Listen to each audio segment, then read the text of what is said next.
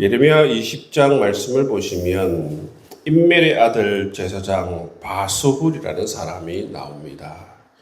이 제사장 바스훌은 여호와의 성전의 총감독이라 그렇게 말씀하고 있는데, 이 제사장 바스훌 그리고 이 예루살렘 성전의 총감독인 이 바스훌이 예레미야가 선포하는 말을 들었어요.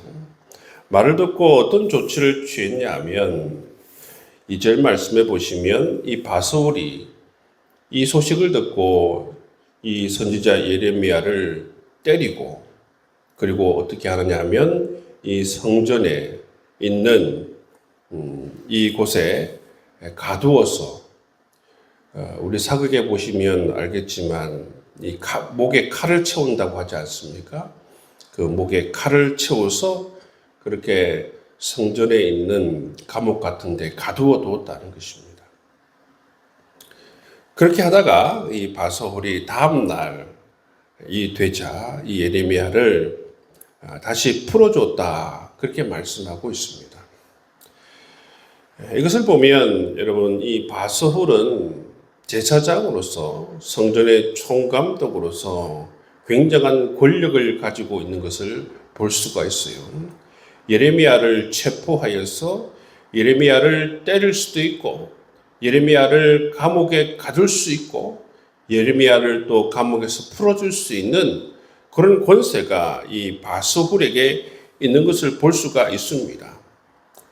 사실 예레미야를 이 바스훌이 잡아서 때리고 이 감옥에 가두은 것은 어떻게 보면 자기 자신의 힘을 드러낸 것이죠.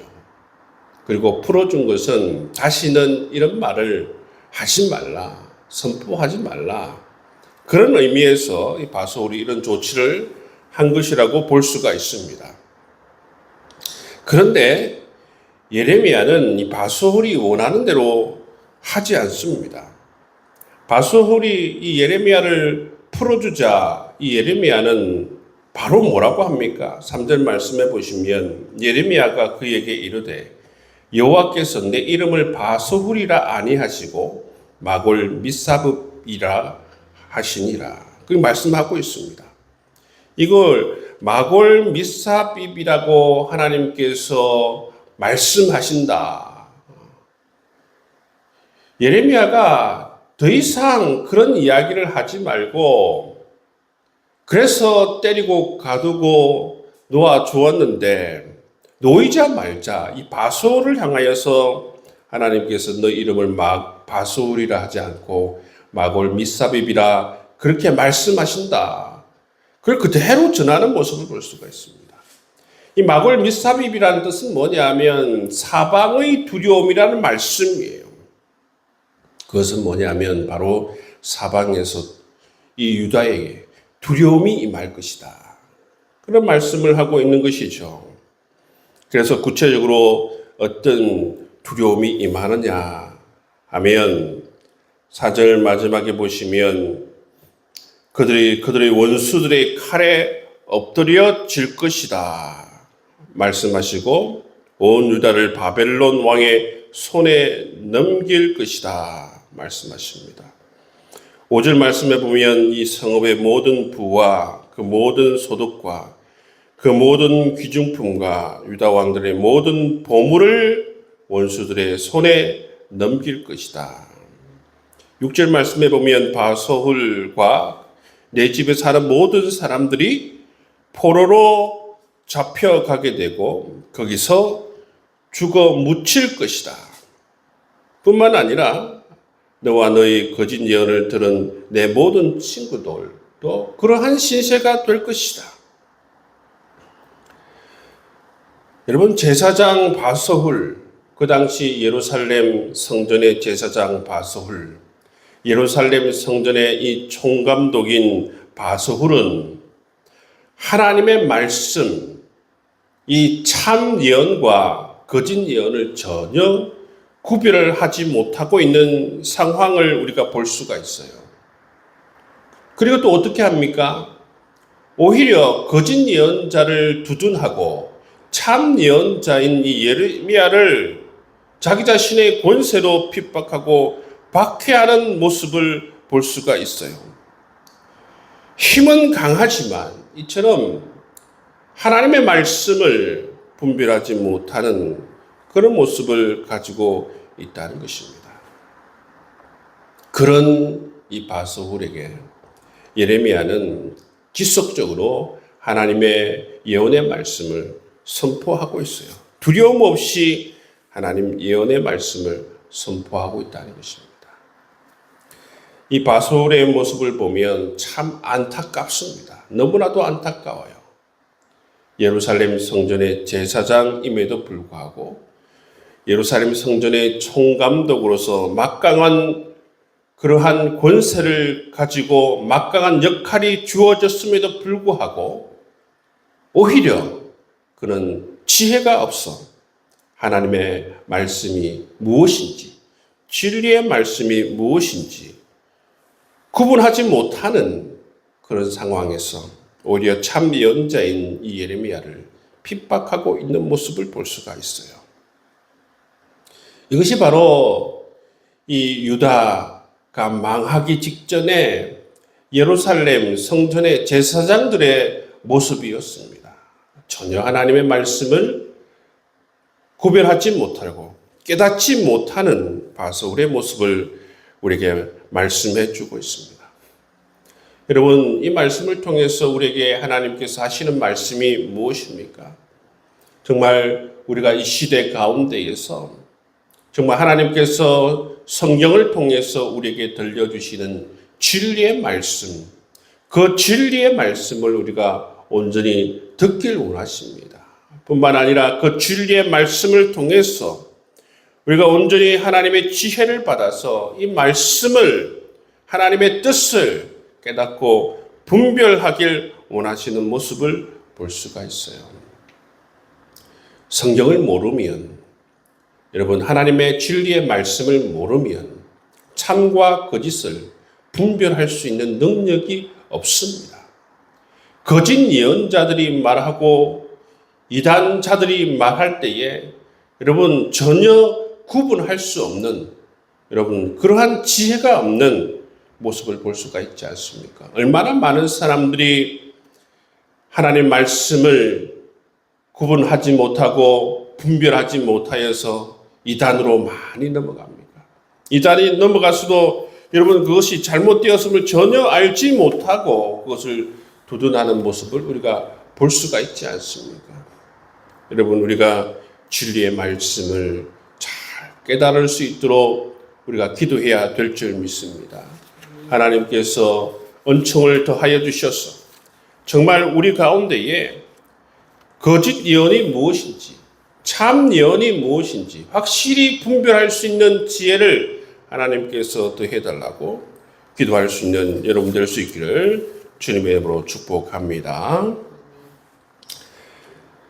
7절 이하의 말씀을 보시면 예레미야가 뭐라고 말씀하십니까? 여호와여 주께서 나를 권유하심으로 내가 그 권유를 받아싸우며 주께서 나보다 강하사 이기셨으므로 내가 조롱거리가 되니 사람마다 종일토록 나를 조롱하나이다 말씀하고 있습니다. 이 말씀이 뭐냐면 하나님께서 예레미야를 부르시잖아요. 선지자로 부르시잖아요. 처음에는 예레미야가 뭐라고 말합니까? 이 하나님의 부르심에, 이 소명에 예레미야가 거절합니다. 나는 아이라. 나는 말을 못한다. 거절합니다. 그럼에도 불구하고 하나님께서 나보다 강하심으로 이기셨다. 이 말이 뭐예요? 결국 하나님의 부르심에 순종하여서 굴복하여서 하나님의 선지자가 되었다라는 것입니다. 그런데 하나님의 선지자가 되었는데 어떻게 됩니까? 그 부르심, 하나님의 소명에 순종하고 그 사명에 순종했더니 이 예레미야에게 다가오는 것은 첫 번째 조롱이었습니다.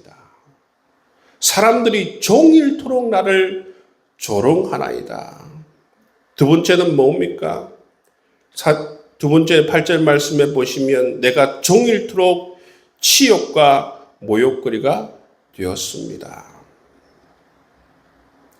그렇게 이 예레미야는 하나님의 소명을 받아서 순종하였더니 종일토록 조롱을 받고 종일토록 치욕과 모욕을 받는 모습을 볼 수가 있습니다. 10절 말씀에 보면 무리들이 이 비방하고 사방이 두려운 그런 상황이 되었습니다.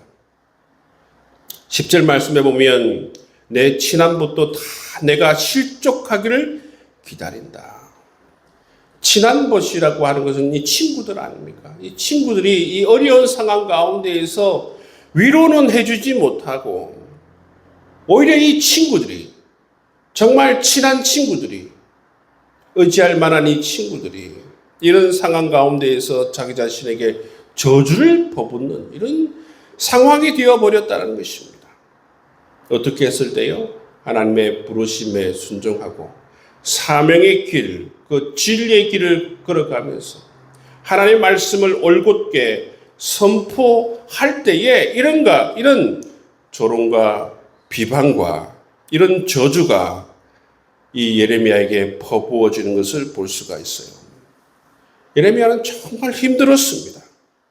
차라리 죽는 것이 낫겠다라는 그러한 상황까지 된 것을 볼 수가 있어요. 14절 이하의 말씀을 보시면 예레미야가 얼마나 힘들었는지 우리가 알 수가 있습니다. 14절 말씀해 보십시오. 내 생일이 저주를 받았더라면 나의 어머니가 나를 낳던 날이 복이 없었더라면 차라리 내가 태어나지 않았으면 얼마나 좋았을까. 자기 자신의 이 출생한 날을 이야기하고 있습니다. 내 생일이 저주를 받았더라면 좋았을 뻔했다. 두 번째는 뭐합니까? 자신의 출생을 아버지에게 전달한 그 사람이 저주를 받았더라면 좋았을 것을. 자신이 태어나 죽지 아니한 것을 이 예레미야는 단식하고 있는 것입니다. 내가 정말 태어나지 않았더라면 이러한 고통이 내게 없었을 것을. 현실에 닥쳐온 이 고통이 얼마나 컸으면, 이 고통이 얼마나 컸으면, 여러분, 고통이 큰 사람들은 보통 하는 말이 뭐랍니까? 내가 지금 딱 죽었으면 좋겠다. 왜 그렇습니까? 고통이 너무 크니까. 고통이 너무 크니까 이 예레미야도 하는 말이 뭐랍니까? 내가 차라리 태어나지 않았으면 얼마나 좋을까. 이 모습을 통해서 정말 하나님의 소명 가운데 이 사명을 순종하는 자에게 이런 십자가의 큰 고통이 예레미야에게 임한 것을 볼 수가 있습니다.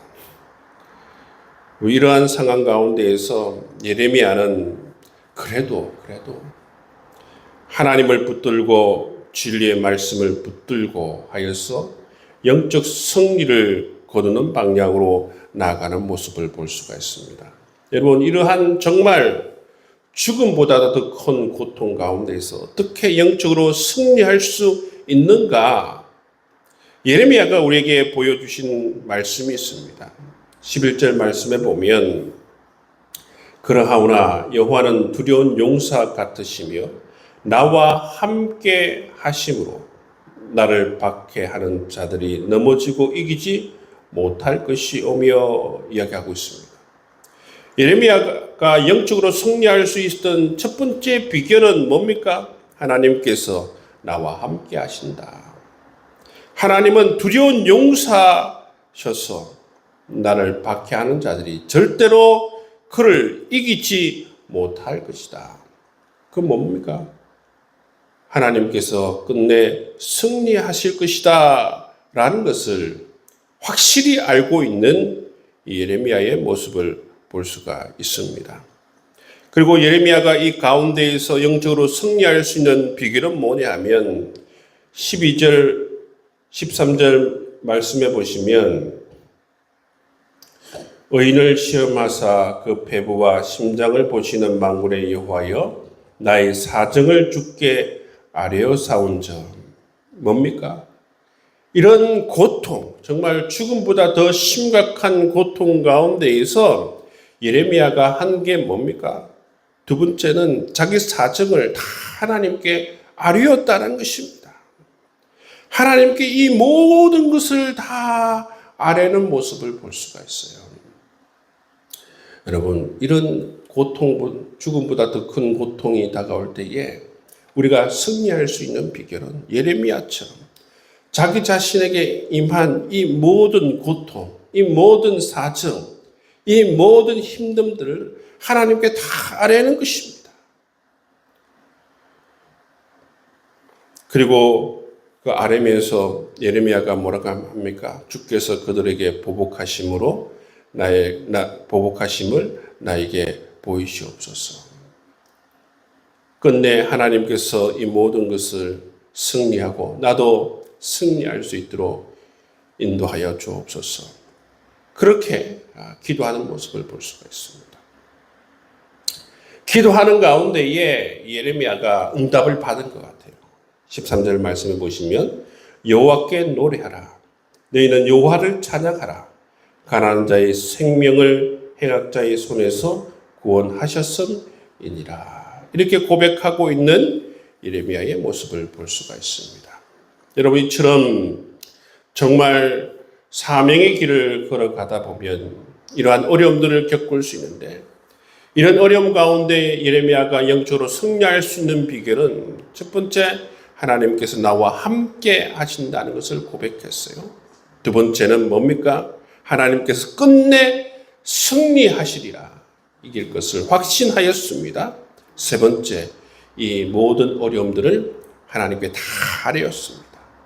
다 아뢰고 그렇게 기도할 때에 하나님께서 나를 구원하실 것이라는 그런 확신을 주심으로 말미암아 나머지 끝내는 찬양하는 삶으로 돌아서는 모습을 볼 수가 있다는 것입니다.